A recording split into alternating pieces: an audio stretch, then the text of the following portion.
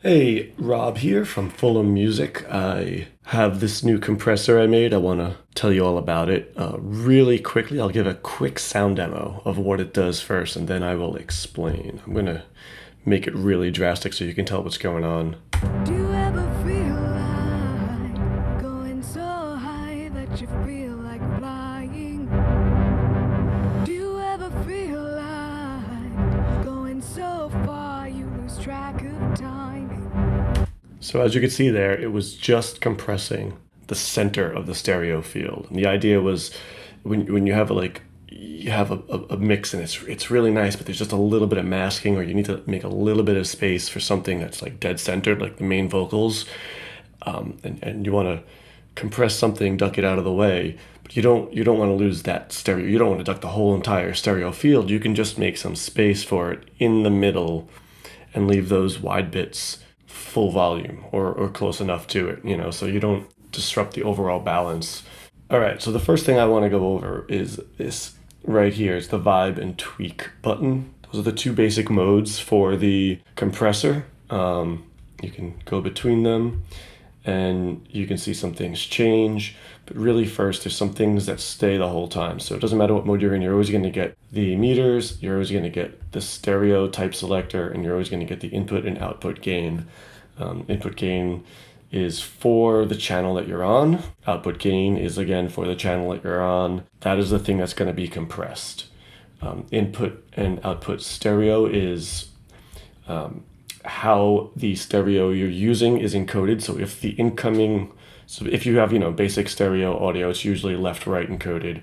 So when it's coming in, you have to make sure you pick the correct mode. If it's coming in mid-side, it's not the compressor is not going to work. It's not going to encode the right way. So this tells it whether or not it needs to do some encoding and decoding, and you can pick whichever one is the audio is coming in, and then going out, you can leave it however you want. If you want to keep working in mid-side, you can do that, or you can just bring it back to left-right stereo. And so if nothing else, you can use it as a stereo encoder. All right, so like I said, there's vibe mode and tweak mode. We're going to go over vibe mode first because it is the simpler one. The whole idea behind vibe mode is you're just feeling out the compression and how much you need. Use your ears. You could feel it out. You don't have to worry too much.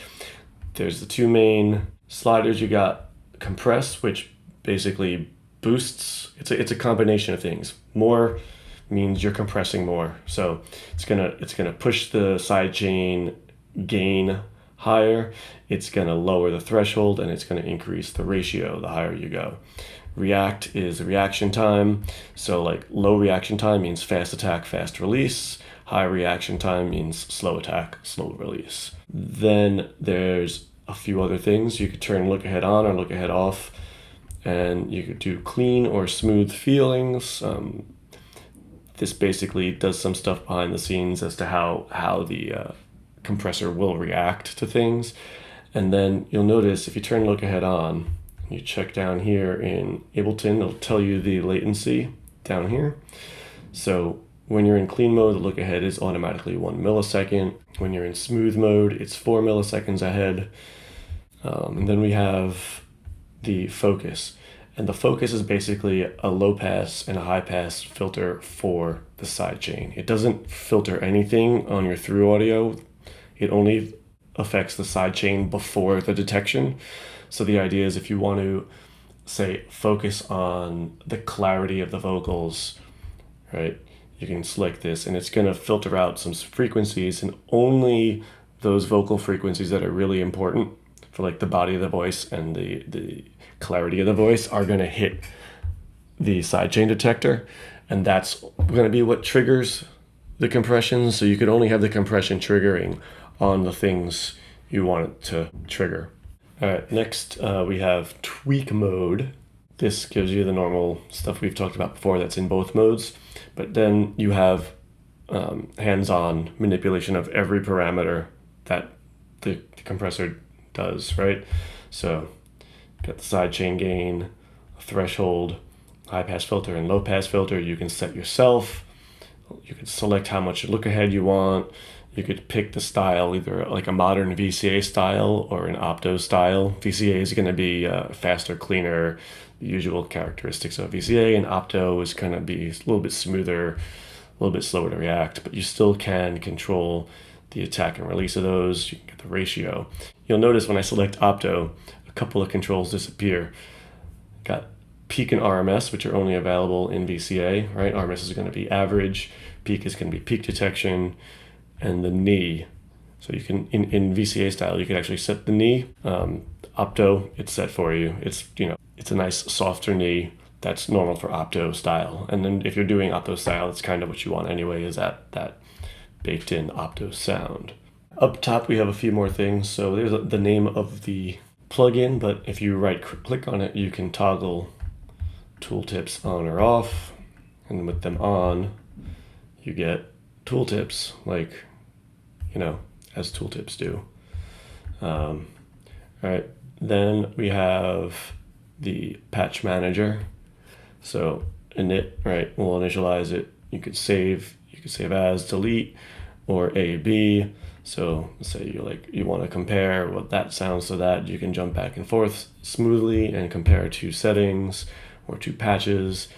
A lot of this stuff is also, it'll survive the mode crossover. So say you're doing this, but you're like, I wonder if I can get it on vibe mode.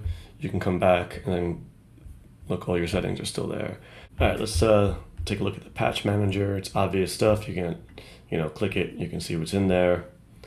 The orange ones are the factory. The blue ones are the user-defined patches. You can scroll left and right through them. You can initialize it, save or save as. You can't actually overwrite init, so it's going to automatically save as, but if you load up one and you start changing things, you can save it. I'm not going to do that because I want that. And you can also, let's do this. Save as rando. Oh, I don't want this anymore. I can delete it, and that's obvious. You could also, A/B different mix settings. Say that versus that. You go back and forth. Your standard A/B compare. One thing you should notice right now, there's no sidechain selected. This compressor only will compress your audio when there's a sidechain present.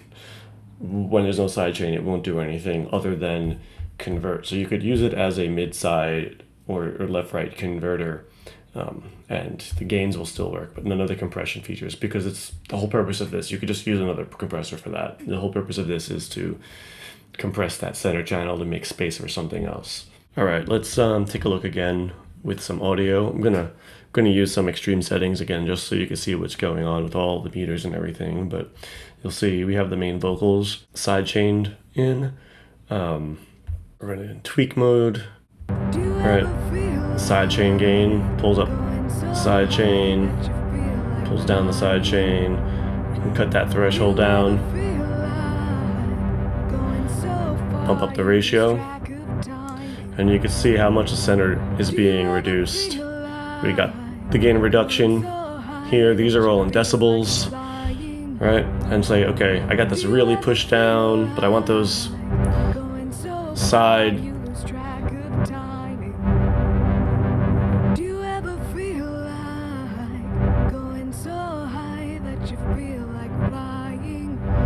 Right, and you could hear in there it's engaging and disengaging, and normally I don't use it that way. I try to keep it fairly transparent. I'm just using these extreme examples so you can see the meters running and actually hear what it's doing.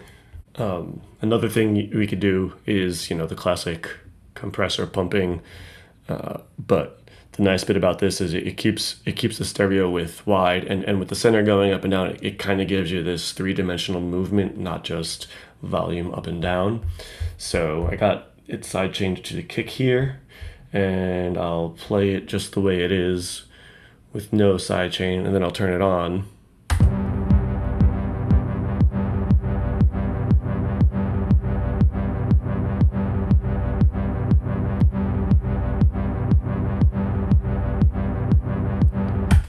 And you can hear how it's doing the pumping that you're used to, but the side stays wide, and it gives you that little push-pull of up and down in the middle, and it kind of creates this 3D washing effect too that I kind of like.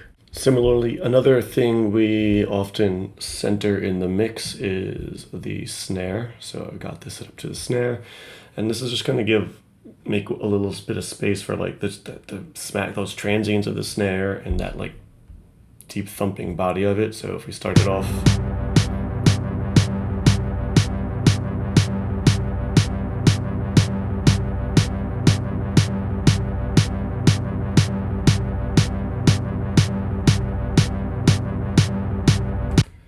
You know, and it's a very subtle thing, but if you use it just right, it really like just gives a little bit of breath for the space. And the last thing I wanted to show you, we often, center kicks, bass, snare, vocals are usually like those things are usually dead center in the mix. So I'm gonna give you a little quick demo on the bass. You can see I have the sidechain on the bass.